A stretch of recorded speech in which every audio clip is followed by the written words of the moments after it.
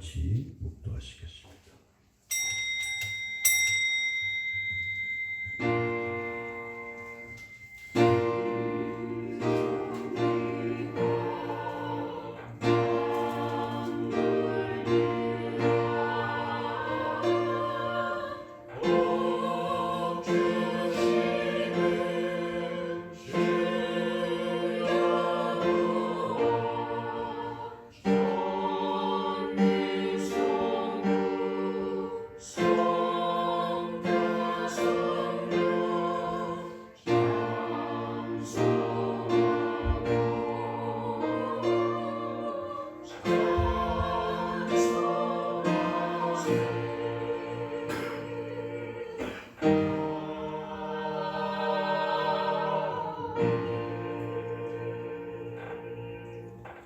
그의 위에 여호와의 영 곧 지혜와 총명의 영이요 모략과 재능의 영이요 지식과 여호와를 경외하는 영이 강림하시리니 오직 하나님이 성령으로 이것을 우리에게 보이셨으니 성령은 모든 것 곧 하나님의 깊은 것까지도 통달하시느니라. 내가 아버지께 구하겠으니 그가 또 다른 보혜사를 너에게 주사 영원토록 너희와 함께 있게 하리니 그는 진리의 영이라. 보혜사 곧 아버지께서 내 이름으로 보내실 성령 그가 너희에게 모든 것을 가르치시고 내가 너희에게 말한 모든 것을 생각나게 하리라. 아멘. 다 같이 일어나소서. 찬송 17장입니다.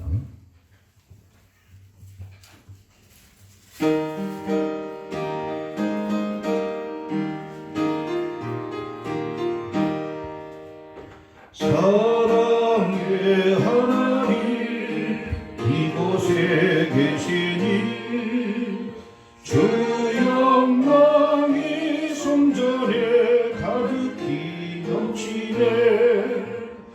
거룩한 주님 앞에 주인된 우리들 경건한 마음으로 찬양합니다.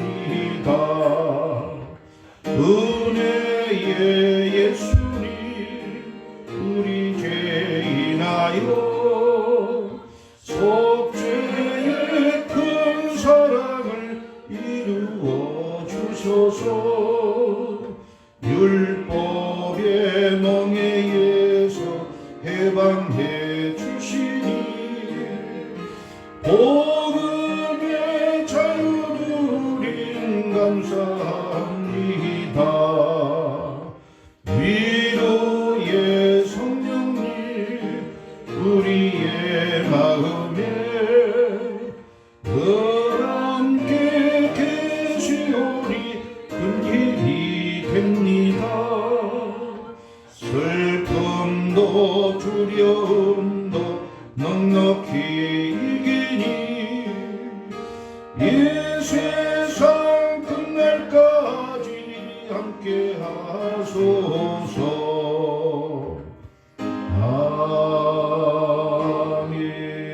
아멘. 예, 교동문 6번을 마치기로 합니다. 16번입니다.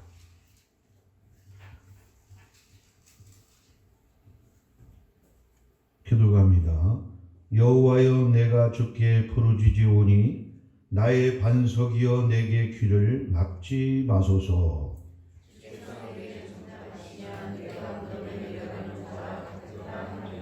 내가 주의 지성소를 향하여 나의 손을 들고 주께 부르짖을 때에 악인과 악을 행하는 자들과 함께 나를 끌어내지 마옵소서.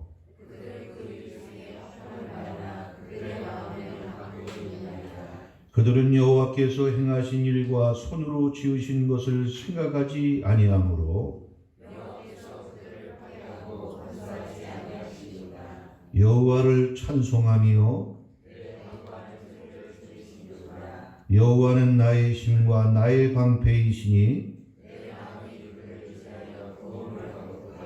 여호와는 그들의 힘이시여 그의 기름 부음 받은 자의 구원의 요새이시로다. 아멘. 신앙 고백하겠습니다.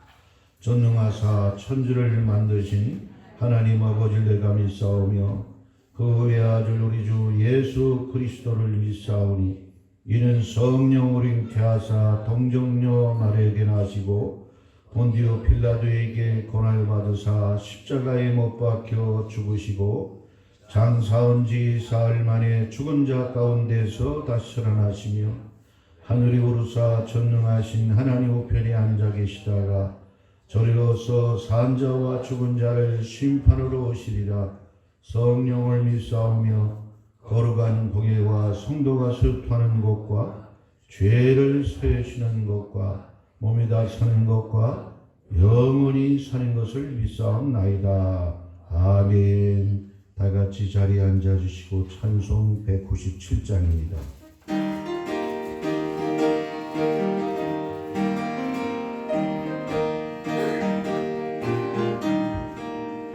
은혜가 풍성한 하나님을 믿는 자 한 사람 한 사람 어제도 오늘도 언제든지 변찮고 보호해 주시네.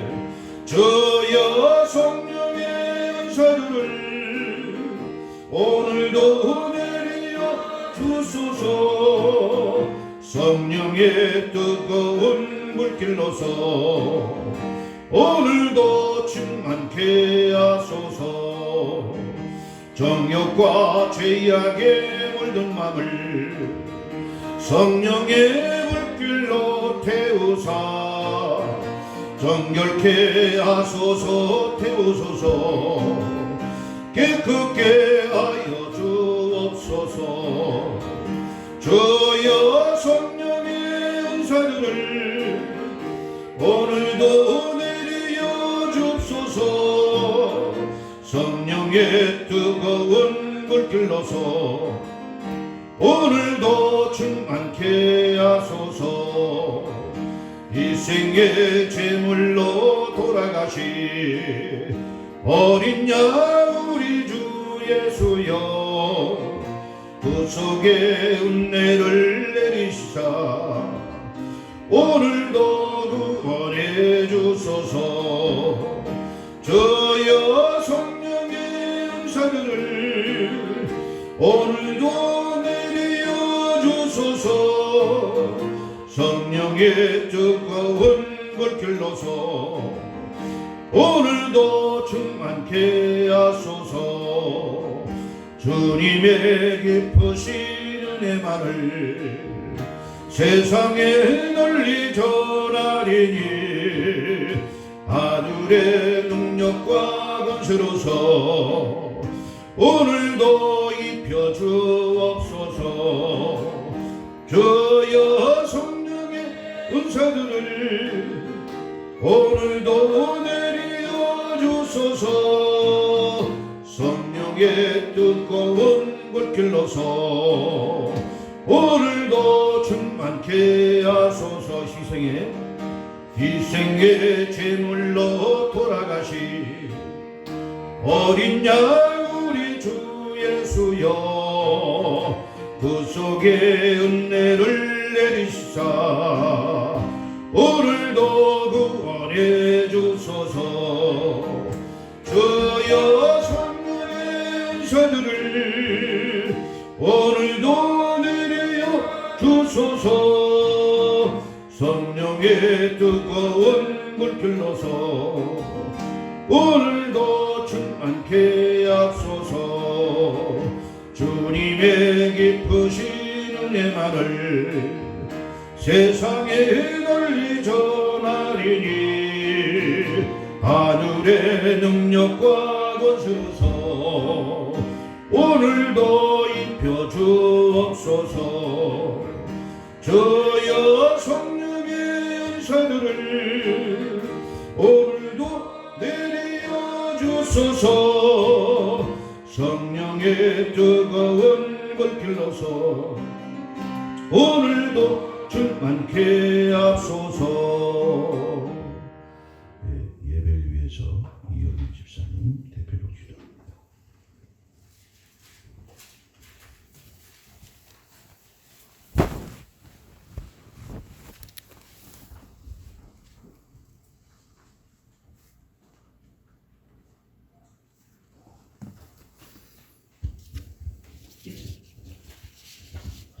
사랑과 은혜가 풍성하신 하나님 아버지, 오늘도 저희를 주의 전에 인도하여 주셔서 감사합니다. 오늘 이 자리도 성령께서 함께 하셔서 신령과 진정으로 예배가 될 수 있도록 하여 주시고, 세상은 아직도 코로나 바이러스로 인해서 많은 고난과 역경 속에 그리고 두려움에 처해 있습니다. 악하고 음란한 이 세상에 주님께서 재앙과 온역으로 우리를 깨닫게 하시는 역사 속에 우리가 먼저 회개에 자복하는 시간이 되게 하여 주시고, 나라와 세계를 위해 기도하는 저희가 되게 하여 주시옵소서. 이 작은 일에도 우리가 두려워 떨며 주의 전에 모이는 것도 힘들어하며 예배까지 폐하여지는 것을 볼 때 앞으로 장차올 마지막 때의 환난과 시련을 과연 우리가 견디고 믿음을 지켜나갈 수 있는지 심히 걱정과 두려움을 금치 못할 때가 많습니다. 주여 우리를 붙잡아 주시고 믿음을 허락하여 주시옵소서. 성령과 지혜도 허락하여 주사 이 세상 살 때 주의 인도하심으로 주의 뜻을 따라 살아가게 하시고 주께 영광 돌리시는 삶이 되게 하여 주시옵소서. 우리가 주님께서 부여하여 주신 소명을 다할 수 있게 하여 주시고 실족하지 않게 붙들어 주시고 세상의 빛과 소금이 되게 하여 주시옵소서. 오늘도 나오지 못한 성도들을 찾아가 주셔서 안서여 주시고 말씀을 전하시는 목사님께 성령과 은혜가 충만하게 하여 주시옵소서. 오늘도 함께 하실 것을 믿사오며 우리 주 예수 그리스도의 이름으로 기도드립나이다. 아멘.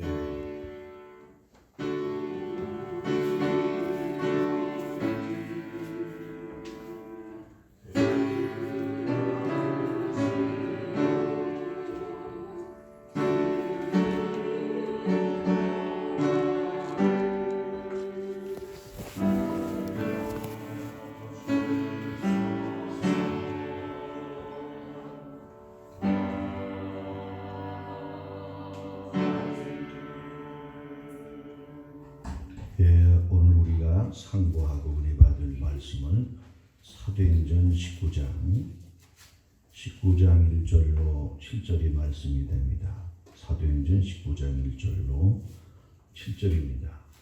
우리 한 목소리로 합독하도록 하겠습니다. 다 같이 읽습니다. 아볼로가 고린도에 있을 때에 바울이 위지방으로 다녀 에베소에 와서 어떤 제자들을 만나 이르되 너희가 믿을 때에 성령을 받았느냐? 이르되 아니라 우리는 성령이 계심도 듣지 못하였노라. 바울이 이르되 그러면 너희가 무슨 세례를 받았느냐? 대답하되 요한의 세례이냐? 바울이 이르되 요한이 회개 세례를 베풀며 백성에게 말하되 내 뒤에 오시는 이를 믿으라 하였으니 이는 곧 예수라 하거늘 그들이 듣고 주 예수의 이름으로 세례를 받으니 바울이 그들에게 안수하며 성령이 그들에게 임하심으로 방언도 하고 예언도 하니 모두 12사람쯤 되니라. 아멘. 말씀 듣기 전에 성가대 찬양 우리 영광 드립니다.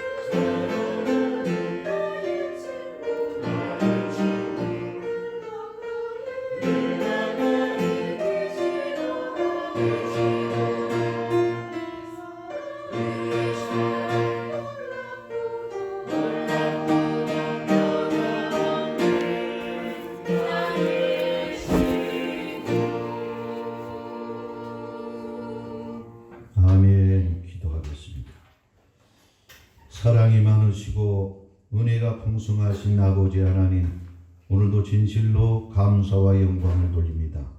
주의 날 모이게 하시고 이 제단에서 또한 아버지 주 앞에 영광을 돌리오니 이 시간 시작부터 성령의 인도와 감동 속에 우리의 중심 속에 신령과 진정한 예배가 되므로 하나님의 보좌에 우리의 모든 예배가 상달되고 또 주께서 흠양하시는 가운데 저희들 만나주시고 응답하여 주시고 축복하시는 이 자리 될 줄 믿습니다. 세상에 살 때에 또 우리가 여러 가지 또 어려움과 또 우리의 모든 생각 속에 근심과 염려를 또 가지고 나왔습니까? 아버지 하나님, 이 모든 것 아버지 주님이 모든 것 다 아실 줄로 믿습니다. 우리의 모든 연약함을 주님의 강한 손으로 붙잡아 주시고 주의 성령으로 머리끝부터 발끝까지 기름 부어 주실 때에 성령 안에서 날마다 우리의 신앙생활이 큰 활력을 얻고 생명을 얻고 힘을 얻어서 날마다 승리하며 주님과 동행하는 우리의 삶이 되기 원합니다. 원자들마다 거저왔다 돌아가는 심령이 없게 하시고 오늘도 주님 만나는 귀한 자리가 되기 원합니다. 특별히 예배에 카인처럼 실패자가 되므로 마음의 변화도 일어나지 않고 또 우리 속에 큰 은혜도 받지 못한다면 오늘도 예배는 실패할 수밖에 없습니다. 오늘 우리 모든 하나님 앞에 우리의 모든 마음을 이제 다하고 집중해서 하나님 말씀과 성령님의 오늘 그 역사를 통하여 우리가 새 힘을 얻고 또 능력을 힘입어 힘차게 나가는 우리 한빛교회 성도들 되게 도와주옵소서. 오늘도 참석하지 못한 성도도 있습니다. 주께서 큰 은혜 베풀어 주옵시고 날마다 믿음 잃지 않게 하시고 주님과 동행하는 저의 모든 삶들이 되어줄 수 있도록 인도하여 주옵소서. 예수 그리스도의 이름으로 기도 올리옵나이다. 아멘. 지난 시간과 연계해서 본문 말씀을 참고해 보면 알렉산드리아에서 태어난 이 아볼로 대신학자요 또 박사이며 목회자입니다.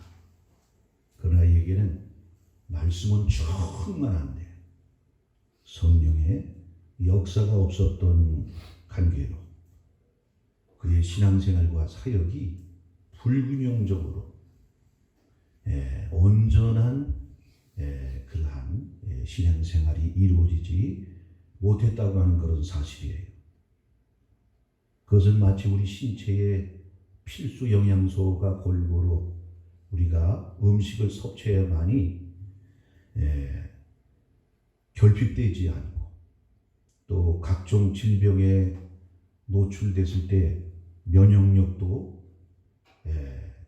약해지지 않을 뿐만 아니라 발육이나 성장이 또 제대로 이루어지지 않습니다. 식물도 마찬가지예요. 3대 영양소 기본입니다. 그래서 그거에 없으면 잎도 잘 피긴 피는데 누렇게 떡잎이 되면서 금세 시들어 떨어지고 성장도 없게 되고 열매도 맺히지 못하게 되는 것입니다. 이처럼 우리 신앙생활의 절대적인 생명의 원천 바로 말씀과 성령인 것입니다. 이것을 충분하게 공부를 받아야 돼요. 예를 들어 밥은 잘 먹었는데 목이 마른다 말이에요. 몸의 삼투압 현상으로 짜면 물을 마셔야 되지 않겠어요? 그대로 있다면 탈수 현상도 생기게 되고 아주 그냥 목이 말라서 견딜 수가 없게 되는 것이란 말이에요. 그러나 옛날에 양반들이 먹을 건 없고 양반의 체면은 있고 해서 냉수를 많이 먹지만 들어가는 양식이 없어가지고 양반 행세를 못했다고 하는 그런 일처럼 이 두 가지는 항상 늘 부족함이 없이 우리에게 공급이 되어야 되는 것입니다. 특별히 말씀과 성령은 하나님께서 우리를 신의 형상, 하나님의 형상과 모양을 회복하기 위한 최고의 축복이고 능력이고 또한 진리임을 우리가 봅니다. 그래서 서로 상호 보완하게 하셨어요. 또 견제하게 하시고 연합하게 해서 우리 신인용 안에 하나님의 말씀의 씨앗이 잘 발아해서, 다시 말해서 예수 그리스도가 우리 안에 사실 수 있도록, 다 말씀도 예수 그리스도요, 성령도 예수 그리스도임을 우리가 보게 되는 것입니다. 두 가지 중에 한쪽으로만 치우치면, 먼저도 말씀을 드린 대로 말씀만 있으면 율법주의가 되는 거예요. 율법주의. 그러니까 바리새인 서기관들이 성령이 없는 관계로 예수님을 알아보지 못한 그러한 모습을 우리 초대교회의 역사를 통해서 보게 되는 것입니다. 우리 고린도후서 한번 볼까요? 고린도후서 4장 12절.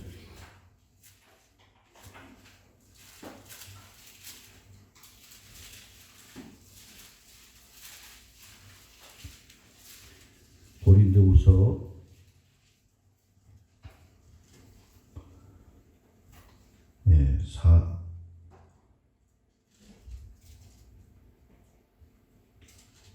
3장을 봅시다. 3장을 3장 14절, 고린도후서 3장 14절로 18절을 봅니다. 다 같이 읽습니다. 그러나 그들의 마음이 완고하여 오늘날까지도 구약을 읽을 때에 그 수건이 벗겨지지 아니하고 있으니 그 수건은 그리스도 안에서 없어질 것이라. 오늘까지 모세의 글을 읽을 때에 수건이 그 마음을 덮어도다. 그러나 언제든지 주께로 돌아가면 그 수건이 벗겨지리라. 주는 영이시니 주의 영이 계신 곳에는 자유가 있느니라. 우리가 다 수건을 벗은 얼굴로 거울을 보는 것 같이 주의 영광을 보며 그와 같은 형상으로 변화하여 영광에서 영광에 이르니 곧 주의 영으로 말미암음이니라. 아멘. 구약의 말씀을 읽을 때에 수건이 벗겨지지 않았다. 이게 그 말씀이에요. 그 속에, 깊은 그 속에 바로 신약의 새 언약의 약속인 진리가 그 안에 있었습니다만, 그래서 달달 봉사처럼 그들이 암기는 잘하고 구약의 말씀에서는 그들이 선생이라 칭함을 받은 자들이었지만 영이 계시지 않으므로, 성령의 인도를 받지 못함으로, 모든 성경은 하나님의 감동으로 디모데서에 말씀하신 대로 하나님의 감동. 여러분, 어떤 때 우리가 살면서 감동을 먹죠? 최고 기분 좋고 행복하고 마치 천국을 이룬 것 같은 그런 마음이 될 때 감동이에요. 감동. 그러니까 하나님의 감동으로 이 말씀을 쓰신 것이고, 선지자들을 감동시켜서 쓰시게 하신 것이고, 또 우리에게 주신 거예요. 그래서 여기 고린도후서 3장 그 6절에도 6절에 보면 우리가 이제 한번 읽어봅니다. 그가 또한 우리를 새 언약의 일꾼 되기에 만족하게 하셨으니 율법 조문으로 하지 아니하고 오직 영으로 함이니 율법 조문은 죽이는 것이요 영은 살리는 것입니다. 돌에 써서 새긴 죽게 하는 율법 조문의 직분도 영광이 있어 이스라엘 자손들은 모세의 얼굴에 없어질 영광 때문에도 그 얼굴을 주목하지 못하였거든. 하물며 영의 직분은 더 영광이 있지 아니하겠느냐. 성령의 감동과 역사 없이 성경을 대하게 되면 그것이 의문의 중수가 된다. 의문의 중수. 다시 말해서 그것은 성령의 역사가 없을 때에는 공자님, 맹자님의 그 도리를 그 이상을 뛰어넘기가 어려운 것이에요. 예수님의 말씀이래도. 우리가 바리새인 서기관들을 보잖아요. 구약과 신약의 차이점은 구약에는 천사를 보내셔가지고 그 말씀을 그 백성들에게 주셨어요. 모세를 통해서. 신약은 예수 그리스도를 통해서 말씀을 주었는데 성령 받은 자들, 성령을 통하여 하나님께서 이 말씀을 내려주시고 성령 받은 자들에게 이 말씀이 제대로 해석이 되고 조명하게 되고 이 말씀이 우리 속에 생명으로 역사하는 모습을 우리가 깨닫게 되는 것입니다. 아까도 읽은 말씀에 주는 영이시니 주의 영이 계신 곳에는 자유가 있느니라. 복음은 구약의 거추장스러운 모든 의식과 그러한 형식을 뛰어넘었단 말이에요. 구약에. 그래서 제사도 절기도 안식일도 다 예수 안에서 믿음으로 다 거기서 폐어졌다고 하는 사실을 우리가 깨달아야 되는 것입니다. 그래서 예수를 믿는 이 믿음이 우리를 구원하고 죄를 씻어주시고 영생에 이르게 하시고 그 예수를 믿는 믿음을 통해서 성령이 우리에게 오셔서 천국 가는 날까지 우리를 승리하게 인도하신다고 하는 그런 사실이에요. 영이 계신 곳엔 자유함이 있다. 그 얘기는 뭡니까? 우리가 죽으면 그 영은 시공의 제약을 받지 않아요. 영은, 성령도 마찬가지예요. 우리의 속에 있는 영혼은 우리 몸뚱아리와 함께 어떻게 해요? 죽음이 이르러 우리의 속에 있는 속사람 영혼과 육체가 갈라지기까지, 분리되기까지 함께 있는 거예요. 그러니 우리는 많은 제약을 받아요. 그러나 우리 속에 있는 영은 시공을 초월하는 그런 존재이다. 이 영은 하나님의 그 속성을 닮아가지고 천국도 여러분들이 그 영혼이 갔다 오고 싶으면 갔다 오는 거예요. 태양의 불 속에 들어가도 영은 태워지지 않는다. 육체가 있는 날 동안 그 영혼은 그 영혼에 대한 성장도 가져오지만 오늘 우리는 제약을 많이 받는 거예요.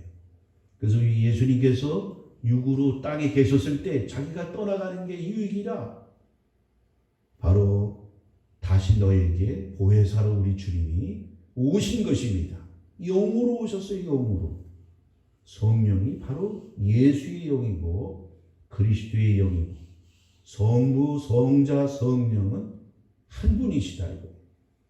예수님이 성령이시고 성령이 하나님 아버지인 것을 우리의 교리는 제일 1등의 교리는 바로 그것을 우리에게 신비적인 그러한 교리지만 우리에게 믿으라고 하는 것입니다. 자, 우리 베드로 사도가 한 말씀을 또 한 번 더 봅니다. 베드로 사도가 한 말씀을 자, 베드로전서 1장 11절 10절부터 12절 한번 우리 읽어보십시다. 10절로 12절까지 베드로전서입니다. 다 같이 읽어봅니다.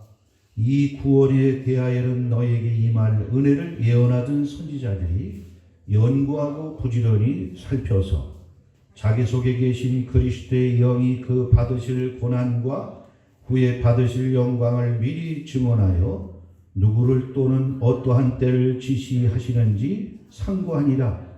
이 섬긴 바가 자기를 위한 것이 아니요 너희를 위한 것이니 계시로 알게 되었으니 이것은 하늘로부터 보내신 성령을 힘입어 복음을 전하는 자들로 이제 너희에게 알린 것이요 천사들도 살펴보기를 원하는 것이니라.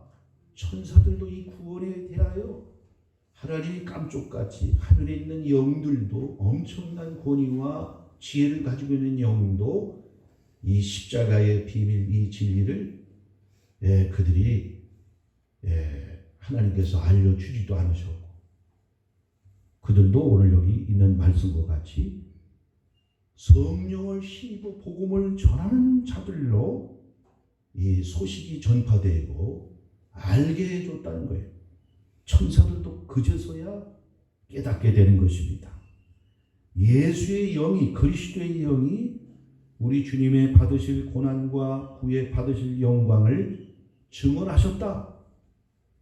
네, 바로 성령이 없이는 우리 예수를 알 수가 없는 것입니다. 성령의 역사가 와야 하나님 말씀도 잘 깨닫게 되는 거예요.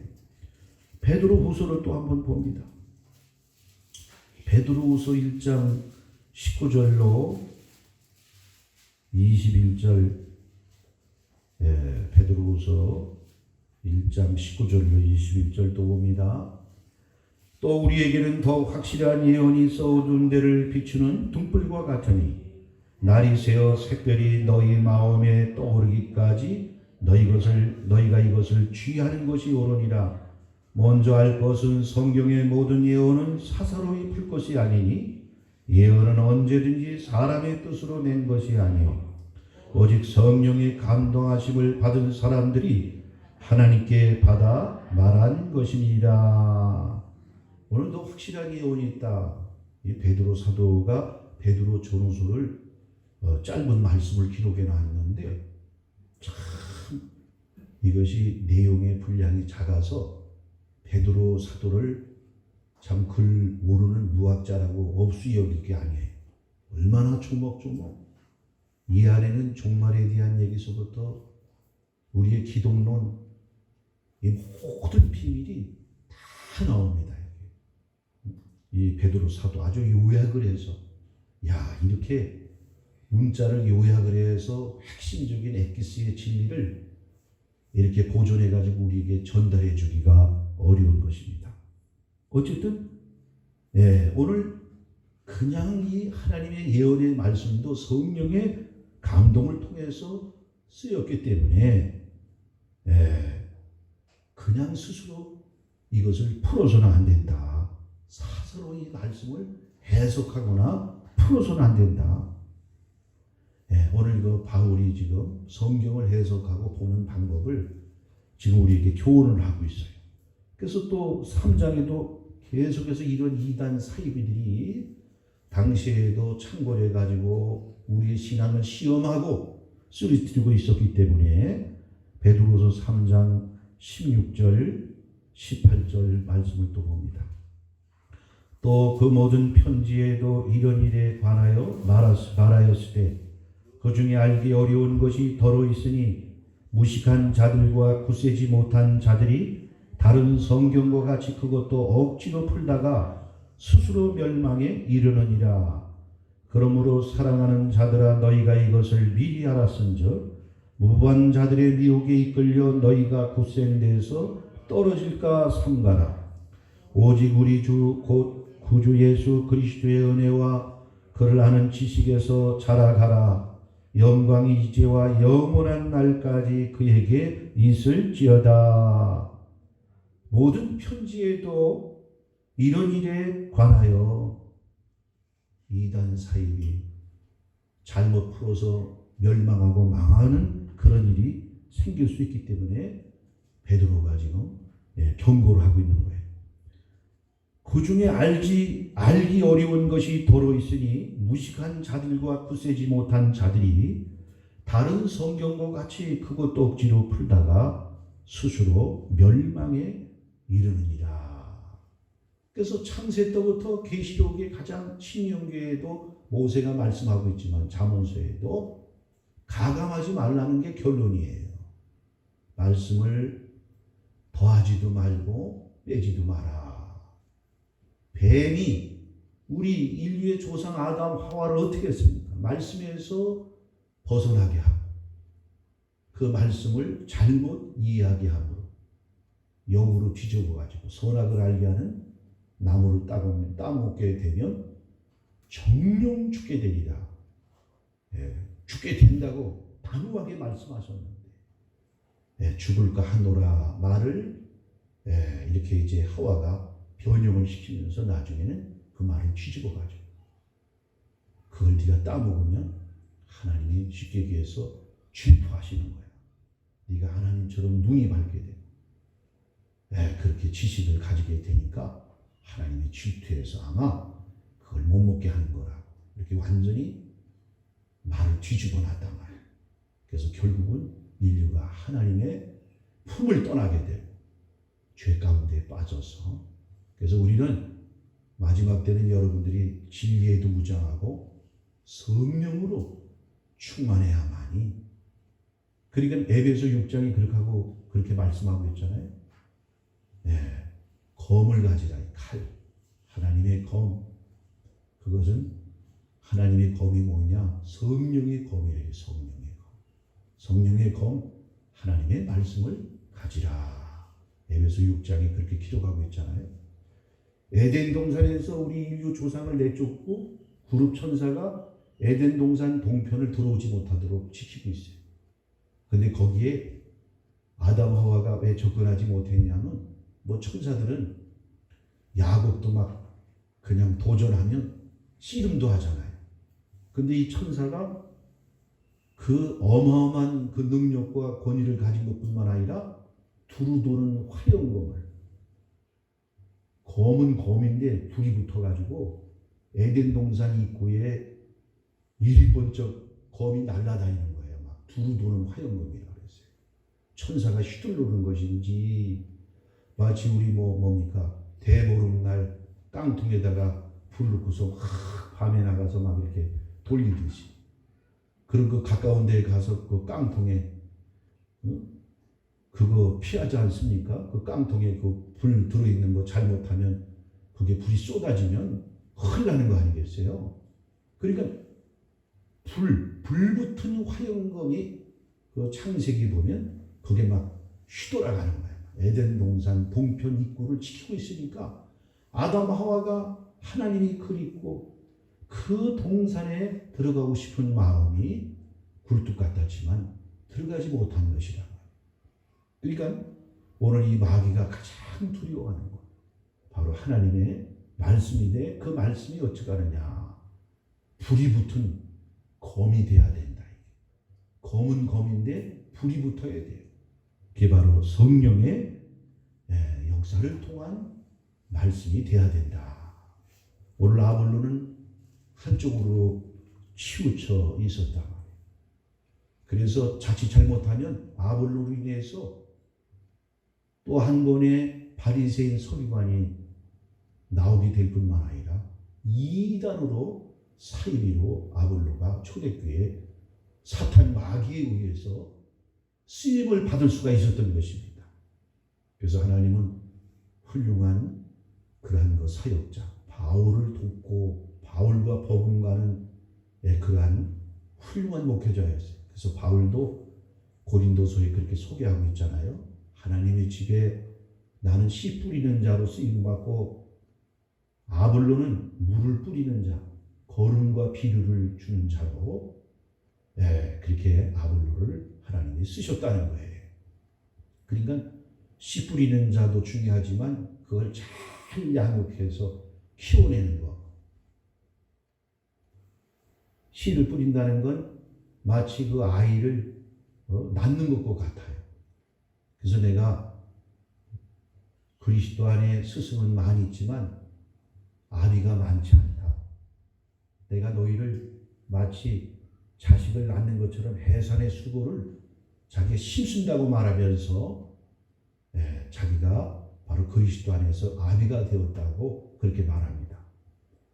그런데 낳는 것은 쉽지만 훌륭한 사람으로 그 한 인간이 독립이 되고 자립할 때까지 양육하고 키워내는 것, 이게 더 어려운 일이에요.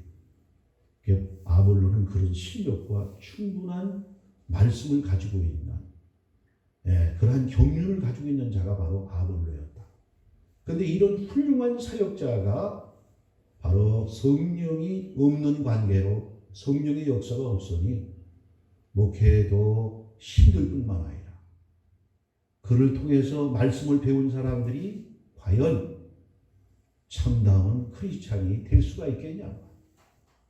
절대로 두 가지가 병행이 돼야만이 신앙생활이 큰 힘을 얻고 생명의 풍성함으로 주렁주렁 열매를 맺히게 되어 있는 거예요. 생각을 해보세요. 밭은 있는데 그 밭에 봄이나 또 이렇게 파종기에 비가 와줘야 되지 않겠어요? 근데 비가 안 왔어. 바짝 말라 있어요. 근데 그 씨가 너무 귀한 알곡의 씨를 갖다가 그 밭에다가 뿌렸다고 해보세요. 어떻게 되겠습니까? 나겠어요? 안 나겠어요? 안 난단 말이에요. 그럼 거꾸로 비는 많이 왔어. 성령의 그러한 역사는 많이 우리 심령 가운데 오는데 말씀이 없어요. 말씀이. 씨앗이 우리 마음에 뿌려지지 않으면 어떻게 되겠어요? 이게 바로 이상해지는 쪽으로 나가게 된 것입니다. 그래서 초대교회에도 하여간 이 두 가지 균형이 조화를 이루고 상호 서로 견제를 하고 연합하고 그것이 바로 역사로 이루어져야만이 우리 속에서 그 말씀이. 자, 쌀을 씻었어요. 그러면 씻으면 어떻게 되는 겁니까? 거기에 물과 풀이 가미가 돼야 우리가 이빨이 부러지지 않고 먹는 양식이 맛있는 밥이 만들어진단 말이에요. 쌀만 있어가지고는 안 되는 일이죠. 하나님 말씀만 있어가지고는 안 된단 말이에요.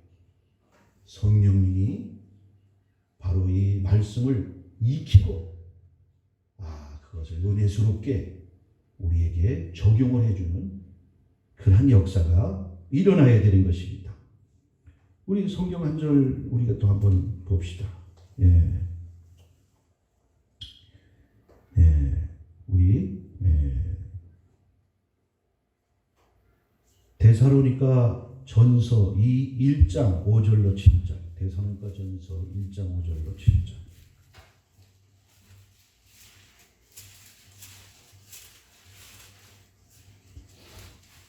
(5절로 7절입니다)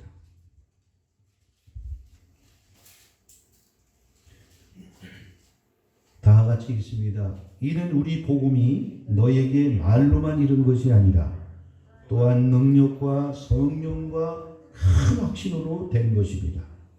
우리가 너희 가운데서 너희를 위하여 어떤 사람이 된 것은 너희가 아는 바와 같으리라. 또 너희는 많은 환난 가운데에서 성령의 기쁨으로 말씀을 받아 우리와 주를 돕는 자가 되었으니 그러므로 너희가 마게도냐와 아가야에 있는 모든 믿는 자의 본이 되었느니라. 아멘. 데살로니가 교인들은 다른 어떤 지방의 교인들보다도 신앙이 아주 뜨거웠어요.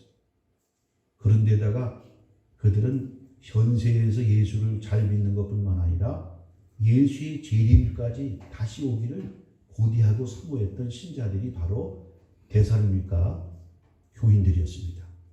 이 교인들이 너무 잘 믿다 보니까 자기 동족들한테 마치 기독교인이 유대인들에게 핍박을 당하는 것처럼 데살로니가 지역에 있는 마게도니아 지역의 사람들한테 데살로니가 교회 성도들은 많은 핍박을 당했어요. 너무 뜨겁게 너무 신앙생활을 잘하고 있었기에 그들에게도 이제 문제는 있었습니다만 오늘 이 바울이 그렇게 믿게 된 이유는 복음이 말로만 전파된 게 아니고 능력과 성령과 큰 확신으로 된 것이다.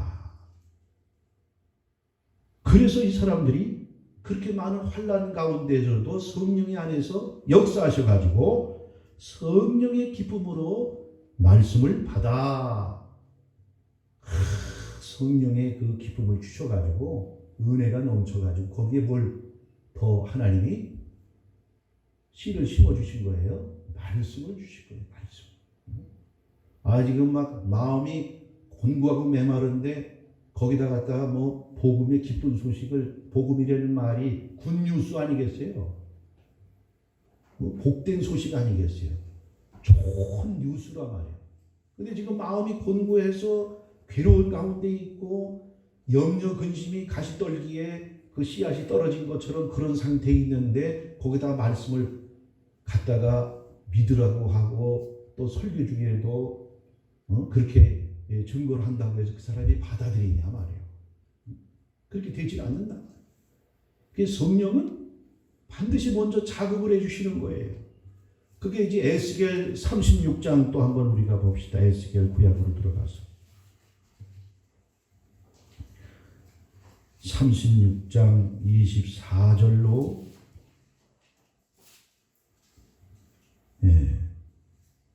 24절로 36장입니다. 24절로 28절까지 한번 봅시다. 굉장히 중요한 말씀들이에요.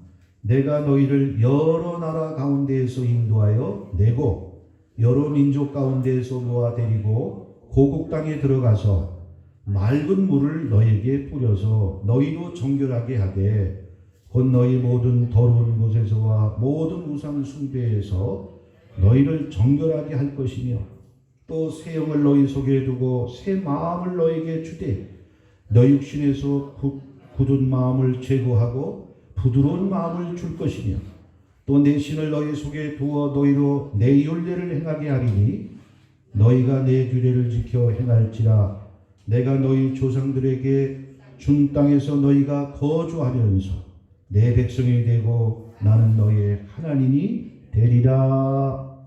아멘. 오늘 이렇게 신약시대에 장차 이 교회의 하늘의 백성들이 어떻게 하나님이 불러가지고 그들을 변화시켜서 하나님 나라로 세우시는가를 오늘 에스겔이가 2600년 전, 2500년 전에 감동을 받고 기록해 놓은 거예요.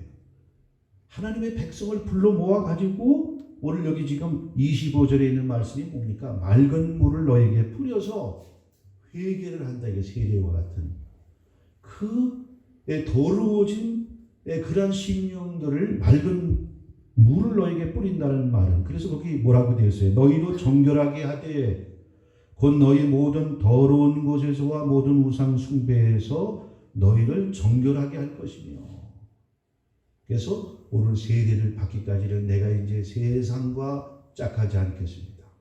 제사 지내고 술 담배하고 우상 숭배하고 귀신을 섬기고 이런 것에서 내가 이제는 바로 결단하고 교회의 일원으로 하나님 백성으로 살겠습니다. 이게 바로 세례, 그리고 세례의 의미는 회개가 가장 중요한 요소라고 했어요. 자, 여기에다가 뭘 줘요? 그냥 씻어주기만 하고 회개로 끝나는 게 아니고 26절에 새 영을 너희 속에 둔다 그랬어요. 하나님이 영을 준다는 거예요. 하나님의 영을. 그래서 마음을 어떻게 하는 거예요? 기경을 하는 거예요. 마음을 너희에게 주되 새 마음을 너희에게 주되 육신에서 굳은 마음을 제거하고 부드러운 마음을 줄 것이다. 땅이 다 이제 봄에 밭갈이를 하지 않습니까? 소가 쟁기를 끌고 지금 트랙터가 그 밭갈이를 합니다.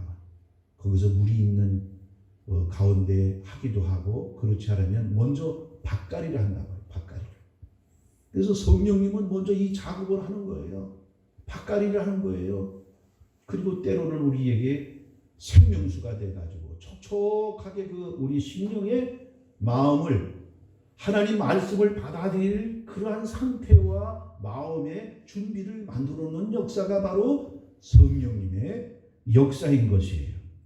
그래서 이 돌짝밭 같고 가시덤불 같은 이런 마음들을 성령이 불로도 역사하고 생수로도 역사하고 막 갈아엎는 거예요.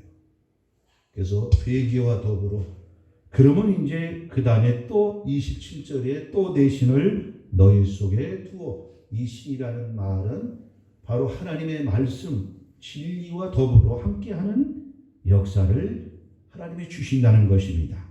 내 신을 너희 속에 두어 너희로 내 율례를 행하게 하리니 너희가 내 규례를 지켜 행할지라. 그래서 이 말씀이 들어와야 반석이 되고 믿음이 생기게 돼요.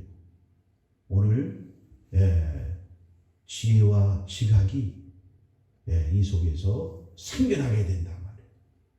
그러니까 오늘 이 성령의 어렸을 때에는 성령의 깐난쟁이가 부모의 그 인도를 받아야 되는 것처럼 성령의 인도를 받지만 성령의 감동과 인도받기가 얼마나 어려워요. 여러분들 성령의 음성을 듣고 계십니까? 성령의 지금 지시를 받아가지고 움직이고 있냐 말이에요. 어렵단 말이에요. 말씀으로 내 행동과 삶을 규정하고 지시를 받는 게 쉽겠어요? 성령의 지시를 받는 게 쉽겠어요? 어렵다 이거요. 그분하고 교제하고 친척도 멀어지고 자주 안 만나면 이웃만 못하는 거예요. 소목소목. 생전 성령님하고 교통을 안 하고 있으니 성령님이 여러분하고 여러분에게 보혜사가 되시겠냐 말이에요. 성령님의 지시를 받지 못하고 있으니 옆집 아저씨만큼도 성령님이 우리에게 함께 하실 수 없는 것이 우리 신앙생활에 마땅한 일이다 이거예요. 그래서 오늘 바로 이 성령과 말씀을 우리 안에 놓아야 돼요. 구약 시대에는 하나님이 이스라엘 백성들에게 말씀을 어디다가 새겼어요? 돌 위에다가 돌판에다가 양피지에다 새겼다.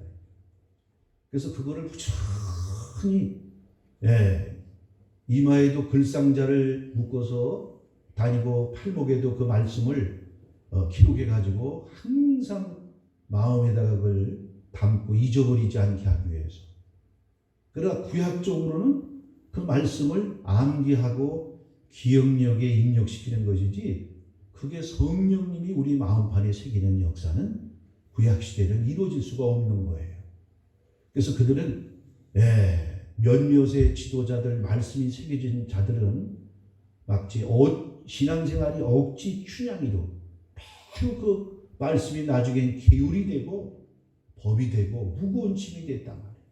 성령은 아까도 고린도후서 3장에 읽은 말씀처럼 영에는 자유함이 있다 이거예요.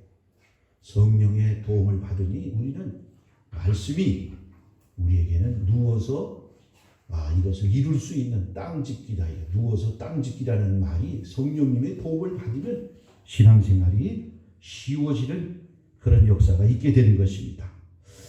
그래서 결국은 이 말씀과 성령님이 우리 안에 채우고 들어오게 돼야 된다. 두 가지 중에 결핍이 되면 이단 사이비가 되어 있는 거예요. 신천지 어떻습니까? 다른 성경을 보고 있습니까? 아니에요.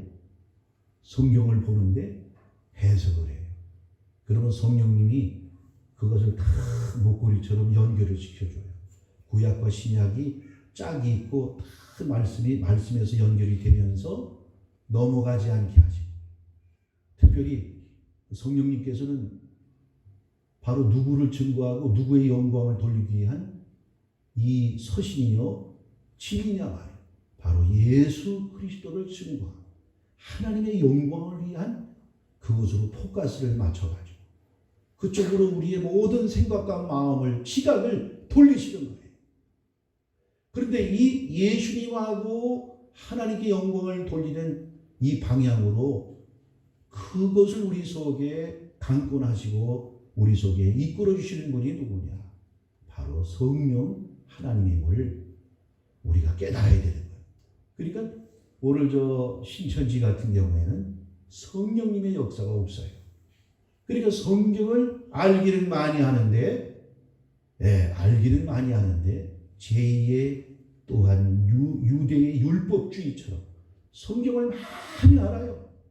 근데 성령님의 감동과 역사가 없이 해석을 해주지 않으니 자의적 해석을 해서 지가 무슨 보혜사이다, 언약의 사자이다, 그러면서 그냥 엉뚱한 14만 4천 명의 그 역사도 결국은 뭐냐?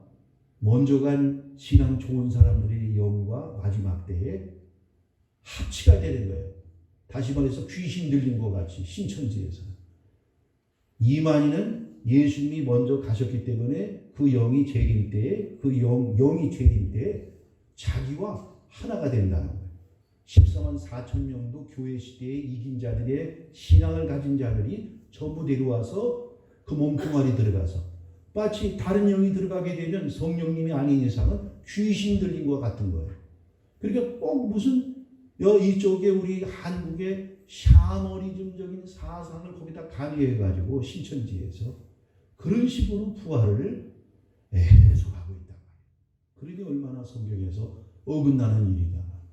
우리 예수님은 독립적인 인격과 육체를 가지고 계시기 때문에 우리 안에 들어오시지를 못해요. 우리 안에 들어와서 사실 수가 없단 말이에요. 그래서 영은 그 영만이 들어오게 되어 있는 거예요. 그래서 예수님은 바로 육체도 가지고 계시고 영도 가지고 계신 것이다.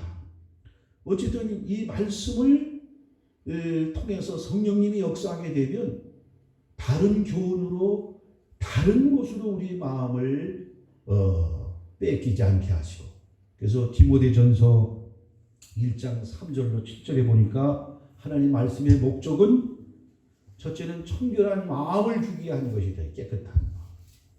두 번째는 선한 양심을 주게 하는 것이다. 세 번째는 거짓이 없는 믿음으로 나는 사랑이거늘. 그러니까 첫째는 하나님 말씀이 와서 우리에게 나타나는 그 효염이 뭘로? 첫째 마음을 어떻게 해요?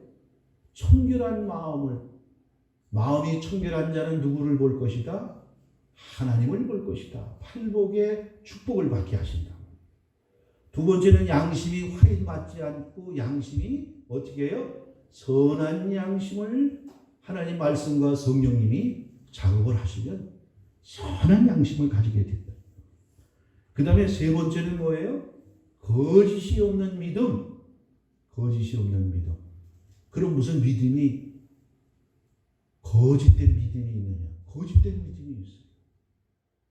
네. 그것은 이제 누차 그 전에도 말씀을 드린 대로 신앙과 신념은 엄청난 하늘과 땅만큼의 차이가 있다. 신념은 뭐예요? 자기를 믿는 거예요. 신앙은 우러를 암자야. 하나님을 믿는 거예요. 우리가 믿는 거는 잠언서에 보니까 이런 말씀이 나와요. 자기 마음을 믿는 자는 미련하고 어리석은 자라는 거예요. 우린 조석지 변덕이고 우리 마음을 믿을 만한 가치가 있습니까? 없단 말이에요.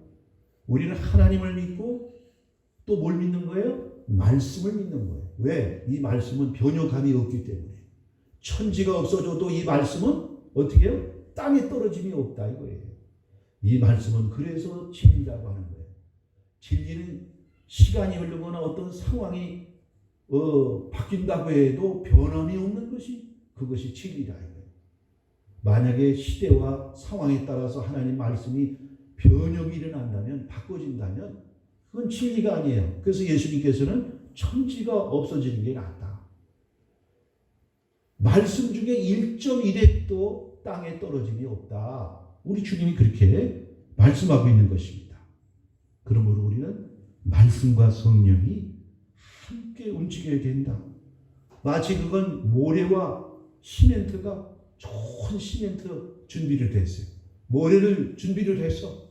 그럼 모래와 시멘트가 건축물에 그게 쓰임을 받으려면 어떻게 되겠어요?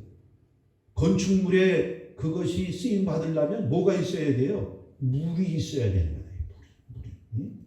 물이 없이는 암만 좋은 세멘트여 모래라고 할지라도 그거는 쓸 수가 없는 것이다 이거예요. 그러니까 이 물이 바로 우리에게 성령님과 같은 그런 역사가 있게 되는 것이다. 오늘 이 하나님께서는 마지막 때에 이 성령의 사람이 되라고 수없이 말씀을 하고 성령을 받아야 제자들이 3년 반 동안 말씀 배웠던 것이 말씀다워지는 거예요. 말씀의 역사가 일어난다. 말씀이 우리 속에 피와 살이 되는 그런 은혜가 있는 것이다. 오늘 이 말씀을 우리가 어디서 체부를 합니까? 그 원료를 어디서 공급받아요? 말씀을. 네? 이 성령과 이 말씀을 어디서 우리가 공급을 받습니까? 첫째는 어디요? 예배를 통해서. 여러분 비트코인 알죠? 이 비트코인.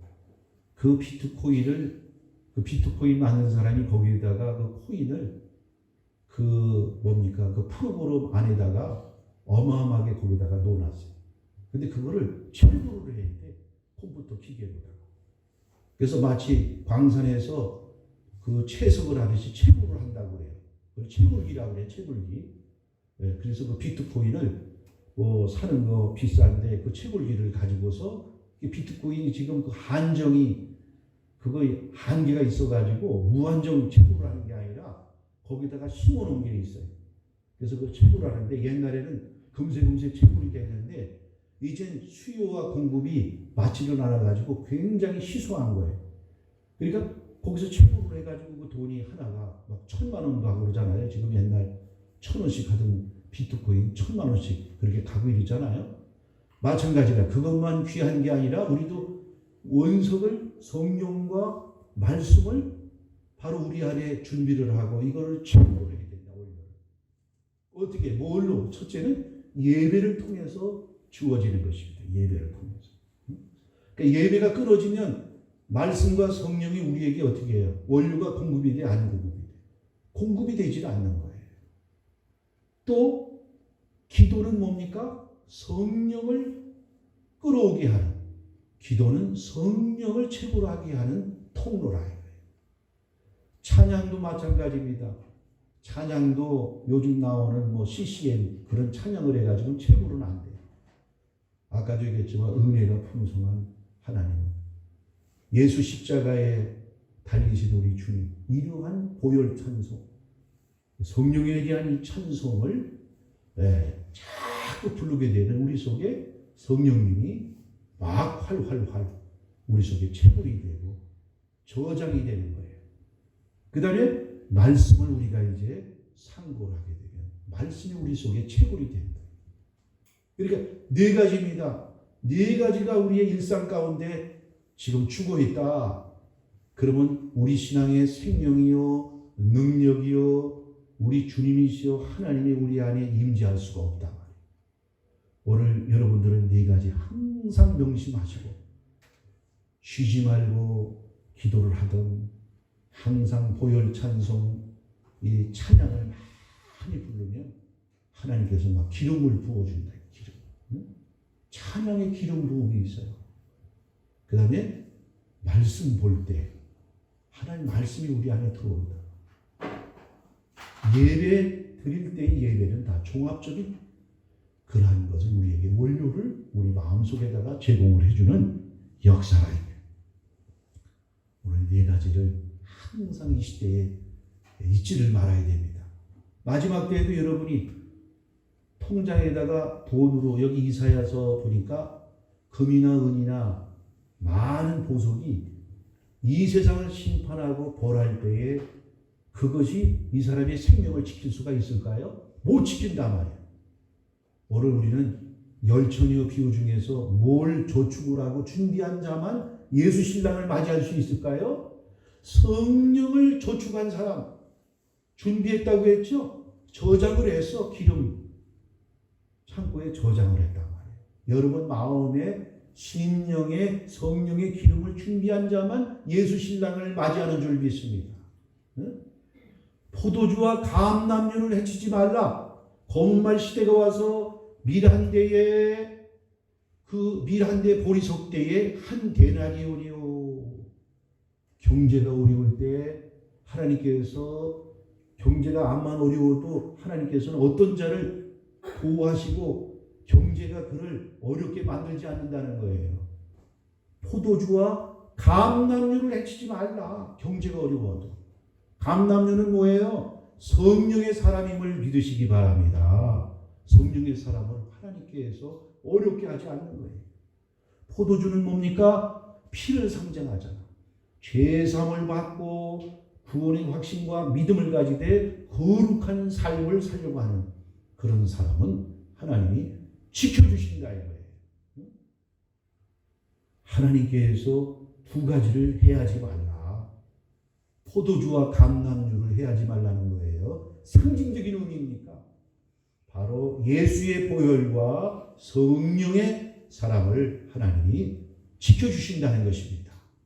경제가 어려워도 하나님이 먹고 살 수 있도록 은총을 베푸신다는 거예요. 네, 그렇기 때문에 우리는 두 가지가 우리 속에 충만해질 때 우리 신앙생활은 승리하게 되고 이단 사이비로 빠지지 않게 되는 것입니다. 다음 주에 이어서 또 말씀을 듣도록 합니다. 기도하겠습니다. 아버지, 하나님 말씀과 성령님의 역사, 이 두 가지가 우리에게는 절대적 생명이요 권능이요 축복이 되는 줄 믿습니다. 두 가지 중에 한쪽으로만 치우쳐도 신비주의가 되고 사이비 신앙생활이 되고 이단으로 빠질 수밖에 없습니다. 주여, 우리에게 이런 균형 감각을 우리에게 허락하시고 지혜를 주셔서 두 가지 중에 하나라도 소홀히 여기지 아니하고 날마다 충만해서 이 땅에서 승리하며 영광 돌리는 우리 한빛교회 성도들이 되어줄 수 있도록 축복해 주옵소서. 예수 그리스도의 이름으로 기도리옵나이다. 아멘. 찬송 213장.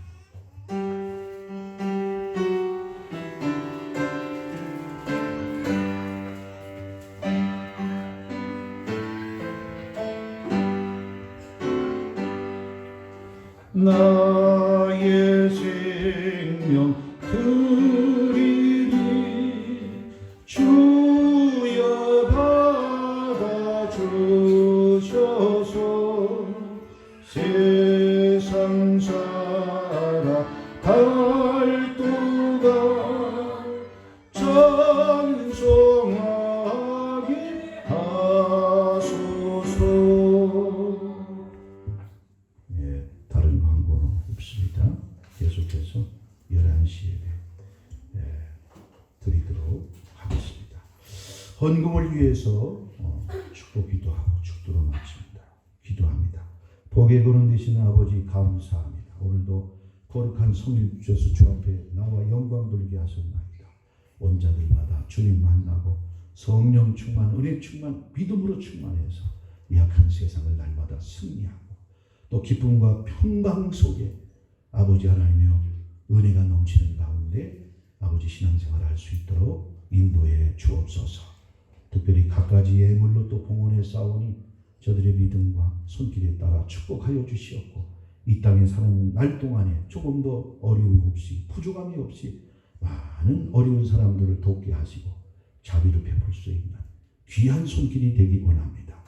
또 육신이 연약하여 또 아픈 우리 또 환자들이 싸우면 치료의 광선을 바라시어 강건한 복을 주심으로 우리가 육신적인 그러한 삶에도 아버지 권고하지 않고 고통당하지 않도록 인도해 주옵소서.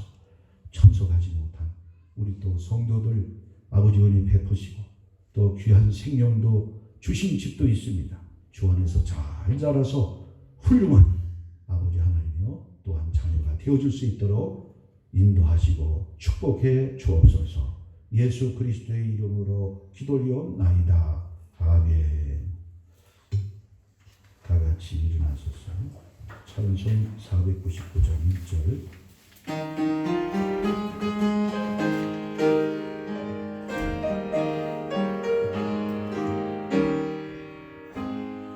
흑암에 사는 백성들을 보라. 수많은 심령 멸망하겠네. 그 누가 갈까 주의 복음 들고 생명을 구원하는 곳으로. 큰 권세 주께 있으니 큰 권세 주께 있으니 너는 가서 주의 복음 전하라. 주가 너 항상 지키리라.